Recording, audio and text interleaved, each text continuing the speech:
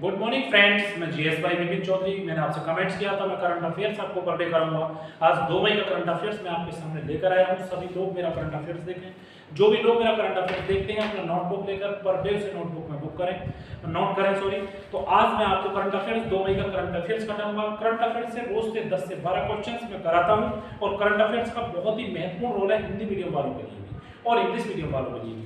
जो चीज समझ में ना आए वो मुझे कमेंट्स करें, मुझे बताएं और सभी लोग इस पूरी वीडियो का आनंद लें। तो आज जो है आज का जो मैसेज निकल कर आया है करंट अफेयर्स का 2 मई का, मैं आज बताना चाहूंगा। उसमें सबसे इंपॉर्टेंट बात है कि आज पहला सवाल क्या निकल कर आया है। तो देखते हैं आज का पहला सवाल क्या सवाल है। ये सवाल है कि विश्व टूना दिवस हर वर्ष मई की किस तारीख को मनाया जाता है। विश्व टूना दिवस का मतलब बताएंगे कि इसका उद्देश्य टूना मछली के महत्व के बारे में जागरूकता बढ़ाने के लिए होता है। विश्व टूना दिवस आज का दिन है मई 2012। पहले तो आप लिखिएगा 2 मई 2022, ठीक है। तो आज 2 मई का पहला तो आज दिवस देखिए, आज है टूना दिवस। क्या है? टूना दिवस। मैं इसे साफ साफ पढ़ देता हूं। इसका जो नाम है वो है टूना दिवस। आज टूना दिवस। ये टूना दिवस है क्या? इसकी थीम क्या है? सबसे इंपॉर्टेंट थीम क्या है? इसका उद्देश्य है, उद्देश्य जो है वो इस बात को है कि टूना मछली, टूना नाम की एक मछली होती है, टूना मछली उत्पादन को बढ़ावा देना। क्या देना? बढ़ावा देना। क्योंकि मछली का भी एक हमारे यहाँ विशेष व्यापार है। जितने भी समुद्र तटीय स्टेट्स हैं जैसे कि मद्रास है, ठीक है ना, बराबर में देखिए केरल है, ये सब क्या करते हैं? व्यापार करते हैं। किसका? मछली का व्यापार करते हैं।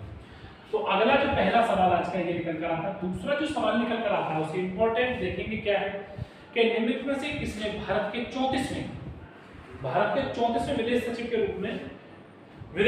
रूप में कार्यभार संभाला है। भारत के विदेश सचिव के रूप में बहुत इंपॉर्टेंट है। तो इनके विनय मोहन कात्रा हैं, नेपाल में भारत के पूर्व राजदूत रहे हैं। ये भारत के 34वें विदेश सचिव के रूप में विनय मोहन कवात्रा। तो देखो विनय मोहन जो कवात्रा हैं, विनय मोहन, ये देखिए कवात्रा में पहली बार देखिए कौन से राज्य उसके रूप में 34वें विदेश, कवात्रा ने 34वें विदेश सचिव के रूप में, फॉरेन सेक्रेटरी विदेश सचिव के रूप में कार्यभार संभाला। तो मैं सभी लोगों को कार्यभार संभाला। तीसरा जो सवाल निकल कर आता है, अगला सवाल क्या है, ये काउंट करने की कोई जरूरत नहीं है। पहला सवाल ये, दूसरा सवाल ये। मोहन कात्रा ने 34वें, पहली बार 2 सवाल बनते हैं। कौन बना? विनय मोहन कात्रा। कौन सा बना? 34वां बना, विदेश सचिव बना के रूप में कार्यभार संभाला है, ठीक है ना। तो इसका सबसे महत्वपूर्ण बात निकल कर आती है कि उन्हें का कार्यकाल 2 वर्ष के लिए है, ठीक है ना। और नेपाल में भारत के पूर्व राजदूत थे, नेपाल में पूर्व राजदूत भी रहे हैं। नेपाल में पूर्व भारतीय राजदूत भी रहे हैं। क्या रहे हैं? राजदूत भी रहे हैं। अगला सवाल क्या निकल कर आता है? आज का बहुत इंपॉर्टेंट सवाल देखेंगे अगले सवाल के बारे में। जैसे कि अगला सवाल है कि 1 मई को किस राज्य के नाम से जाना जाता है? 1 मई को कौन से राज्य की स्थापना हुई थी? तो एक महाराष्ट्र राज्य जाता है जो बहुत बड़ा अच्छा राज्य है। और 1 मई को गुजरात को भी और मजदूर दिवस के रूप में भी इसे मनाया जाता है। कल का बहुत इंपॉर्टेंट था। और इनका पुनर्गठन अधिनियम के अंतर्गत मनाया जाता है। और दूसरी बात है इन्हें किस तरह से, कहां से, क्या स्थिति आई थी? तो देखो 1 मई को महाराष्ट्र स्थापना दिवस, महाराष्ट्र गुजरात, महाराष्ट्र स्थापना दिवस 1960। मतलब कि 1 मई में महाराष्ट्र गुजरात दोनों की स्थापना की गई थी। और स्थापना दिवस ये तिथि के राज्य पुनर्गठन अधिनियम 1956 के तहत, ये भी देखना, राज्य जीएस का क्वेश्चन बनता है, राज्य पुनर्गठन अधिनियम राज्य पुनर्गठन अधिनियम, जब हमारा देश आजाद हुआ, भारतीय संविधान बना तो उसके लिए एक्ट बना, भारतीय राज्य पुनर्गठन अधिनियम 1956 के तहत, किसके 1956 के 1956 के तहत, मतलब कि 1956 के तहत 1 मई को महाराष्ट्र दिवस, गुजरात दिवस की स्थापना दिवस के रूप में मनाया जाता है। एक और इम्पोर्टेंट चीज मजदूर दिवस के रूप में मनाया जा सकता है। इसे पूछ लें कि किसान एवं मजदूर को हमारी केंद्र सरकार बहुत ज्यादा मेक श्योर कर रही है, मजदूर दिवस के रूप में भी मनाया जाता है। मैं आपको बताना चाहूंगा मेरे प्यारे भाइयों कि हमारा देश एक कृषि प्रधान देश है। हमारे यहाँ मजदूर और कृषि को किसान एवं मजदूर, किसान भी मजदूरी करता है अपने काम की, उसके बाद उसे कुछ मिल पाता है, उसके बाद ही कुछ वाजिब दाम आ पाते हैं। जैसा कि नया हमारे यहाँ जो कृषि कानून आ रहे हैं वो किसान को सक्षम बनाने के लिए आ रहे हैं, किसानों की आय बढ़ाने के लिए आ रहे हैं। आप रोज न्यूज़पेपर में देख रहे हैं कि किसानों को घर घर जाकर कंपनियां जाकर खरीदेंगी, वहां से उनका वेटेज मिलेगा ताकि वाजिब दाम में ज्यादा से ज्यादा दाम में किसानों को इसका लाभ मिल सके। ठीक है, अगला सवाल जो निकल कर आता है, अगले सवाल में है कि भाई हाल ही में अर्थशास्त्री ने 1 मई 2000 को नीति आयोग के उपाध्यक्ष पद ग्रहण किया है। नीति आयोग के सबसे पहले कौन थे, आज तक जो चले आ रहे थे, अरविंद पड़गड़िया। ये अर्थशास्त्री हैं और इन्होंने अपनी दी है नीति शास्त्र। अभी 2 मई 1 मई को अभी राष्ट्र में देखिए, अगला देखिए, एक सवाल निकल कर आता है, बहुत इंपॉर्टेंट सवाल जो पूछा जा सकता है। 1 मई 2022 को सुमन बेरी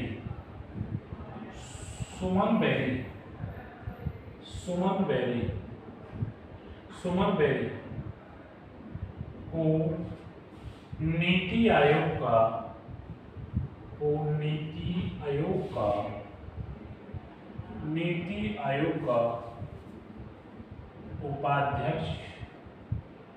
उपाध्यक्ष बनाया गया। 1 मई 2000 को सोमवार को यह प्रसिद्ध अर्थशास्त्री हैं, इससे एक आपको पता है 1 जनवरी 2015 को योजना आयोग के स्थान पर कौन सा नीति आयोग की स्थापना की गई थी, उस आयोग का नाम है नीति आयोग। ठीक, अगला सवाल जो बनकर आता है, 30 मई को संपन्न एशियाई बालिका युद्ध हैंडबॉल में, यदि हम चैंपियनशिप में एशियाई बालिका यूथ बीच हैंडबॉल में रजत पदक जीता है एशियाई बालिका यूथ। अगला सवाल एक तो ये हो गया एशियाई हैंडबॉल यूथ में, एशियाई बालिका हैंडबॉल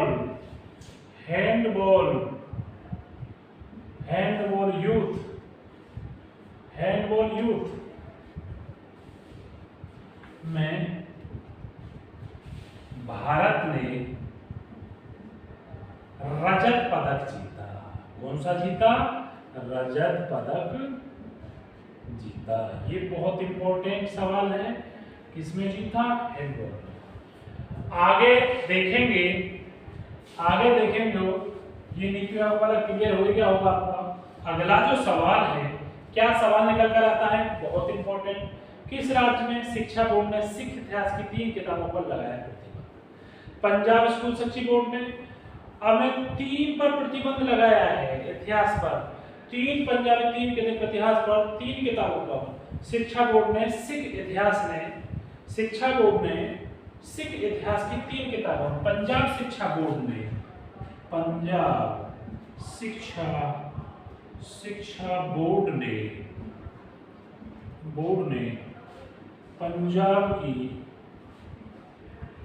की 3 पंजाब इतिहास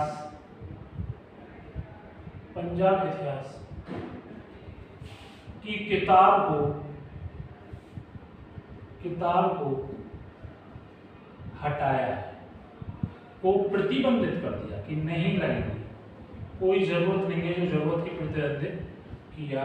प्रतिबंधित किया गया। तो मेरे प्यारे बच्चों, मैं आपको बताना चाहूँगा कि पंजाब में जो वर्तमान मुख्यमंत्री हैं आम आदमी पार्टी की सरकार है, जिसका 16 मार्च में भी शपथ ली है भगवंत सिंह मान ने, उसने बीजेपी कांग्रेस को हटाते हुए एक नई सरकार, नई पार्टी का गठन करते हुए उन्होंने सबसे पहले इस चीज़ को देखा है कि हम इससे हमारा क्या लाभ है। पंजाब शिक्षा बोर्ड को वहाँ के मुख्यमंत्री ने आदेश कर तीनों पंजाब इतिहास की जो गाथाओं थी उन किताबों को प्रतिबंधित कर दिया गया है। अच्छा, अगला सवाल क्या निकल कर आता है, वेरी इंपॉर्टेंट। श्रमिक दल 2022 के अवसर किस राज्य के मुख्यमंत्री सेवानिवृत्त सरकारी कर्मचारियों को पेंशन वितरण सुगम बनाने के उद्देश्य के लिए ई पेंशन पोर्टल लॉन्च किया है। ई पेंशन पोर्टल लॉन्च किया है कि 3 महीने के अंदर उसमें पेंशन आएगी, 3 दिन में उसका पेंशन का दस्तावेज तैयार किया हुआ। आप डेली न्यूज़पेपर पढ़ के, जैसे कि कल माननीय मुख्यमंत्री योगी आदित्यनाथ जो उत्तर प्रदेश के बहुत ज़्यादा सक्रिय मुख्यमंत्री के रूप में, बहुत तेज तर्रार मुख्यमंत्री के रूप में माने जाते हैं, उन्होंने कहा कि ई पेंशन योजना मतलब कि 3 दिन में पेंशन का, और 3 महीने के अंदर मतलब 3 दिन के अंदर तो उसका पूरा दस्तावेज तैयार कर लिया जाएगा, और 3 महीने के अंदर ही उसकी पेंशन को स्टेबलाइज करके उसके खाते में पेंशन आना शुरू हो जाएगी। जो भी सरकारी कर्मचारी, जो भी उत्तर प्रदेश राज्य सरकार का कर्मचारी है, उसकी पेंशन को 3 महीने के अंदर भटकना नहीं पड़ेगा। 3 दिन में सेंशन होकर टोटल पैसा उसके खाते में आ जाएगा, और 3 महीने के अंदर पूरा सर्कुलर उसका बन जाएगा। तो देखेंगे इसके लिए ई पेंशन योजना किसने प्रारंभ की है, माननीय मुख्यमंत्री योगी आदित्यनाथ जी ने, जो कि हमारे प्रधान के उत्तर प्रदेश के मंत्री। एक देखो, ई पेंशन योजना लिखेंगे इस बात को, ई पेंशन योजना उत्तर प्रदेश के मुख्यमंत्री योगी आदित्यनाथ जी ने, योगी आदित्यनाथ जी ने की, योगी आदित्यनाथ जी ने की, ठीक है। और ये सिस्टम को सुगम बनाने के लिए उन्होंने एक पोर्टल पेंशन वितरण को सुगम बनाने के लिए, सुगम मतलब सहज, सुगम बनाने के लिए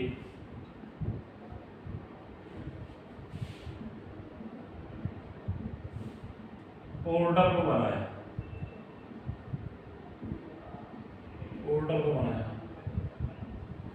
ठीक है। आगे चलेंगे ई पेंशन योजना। अगला जो सवाल है, देखिए बहुत इंपॉर्टेंट सवाल है जिस हिसाब के बनने के लिए, जो हम इससे सवाल को देखते हैं। लॉस वेगास 1 मई WBO जो विश्व मुक्केबाजी संगठन ने हाल ही में ऑस्कर वाल्डेज को जूनियर लाइट में पुरस्कार किया है, बहुत ज़्यादा इंपॉर्टेंट नहीं है। तो वैसे तो मैं खासकर जो इंपॉर्टेंट है वो सवाल मैंने आपको कराए हैं। इन इंपॉर्टेंट सवालों को आप विशेष करके ध्यान देंगे, और विशेषकर इन सवालों को ध्यान में देखने के बाद अपने काम करेंगे, और काम करने के बाद शायद ही आपको इस चीज़ को पढ़ कर लेकर जो भी चीज़ है उन सारी चीज़ों को श्रमिक दिवस के रूप में मनाया गया है। उत्तर प्रदेश ने, क्योंकि ये श्रमिक दिवस 2022 के अवसर पर इस राज्य को किया है, और ई पेंशन पोर्टल को, ठीक है ना। और ये इसका जो थीम है, जो ई पेंशन योजना प्रणाली लागू की है, ये श्रमिक दिवस 2022 पर, ये श्रमिक दिवस मतलब मजदूर दिवस है ना, श्रमिक मतलब मजदूर। कल मैंने आपको पहले बताया था मजदूर दिवस 2022 पर लॉन्च की है, 2022 पर लॉन्च की है। तो इस तरह से इसे काम करेंगे बेटा। सो आज के लिए इतना ही काफ़ी, मुझे लगता है कि आपके सभी समझ में आया होगा। यदि मेरे मुंह से कुछ ऐसा वर्ड निकलता है, आप समझ नहीं पाते हैं, इंग्लिश या हिंदी मीडियम में कोई प्रॉब्लम है, तो आप मुझे लाइक करें और कमेंट्स करें और बताएं मुझे कि मेरी कितनी कमियां हैं, ठीक है। पहले आप वीडियो देखें, उसके बाद शेयर करें, आपको जरूर लाभ मिलेगा। अपनी नोटबुक में साथ के साथ डाउन करते जाइए, पेपर में आपको आराम मिलेगा। सो आज के लिए इतना ही काफ़ी।